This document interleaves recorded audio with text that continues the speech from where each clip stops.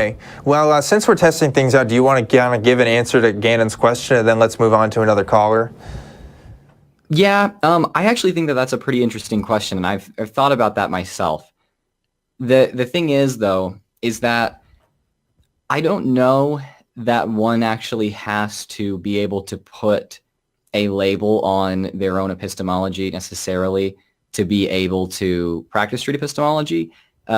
Mainly because when you're practicing street epistemology, you're meeting people where they're at so much that very few conversations are probably going to require for you to have this incredibly deep kind of epistemological type knowledge. And so actually being able to put a name on the framework that you're using, or even saying that there is a proper framework that, that we're using and everyone that uses street epistemology should use this. I don't know. I don't know that actually is necessary. I don't think you have to be able to answer that completely solidly to be able to effectively practice street epistemology. So I wouldn't say that, whatever you want to call them, really have a unified type ideology, because it is a method. It's not an ideology. So I think that's what we have to emphasize, that it is a method. We're coming from, when we're starting at different points, right? This is a road to travel. It's not a starting point that's hopefully aiming us in the right direction toward an end goal. It is the road that gets there.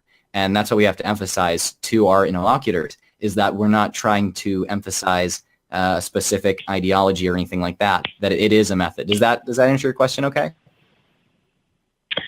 Yeah, I think so. And I would kind of echo that as well. Like, if you could say it's empiricism, well, that can change with more evidence. So you want to be flexible even in the epistemology side.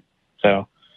Yeah, I think every time we're going to have conversations, we might make assumptions, but about ourselves. But I still hold that it's not about what we think whenever we're asking the questions.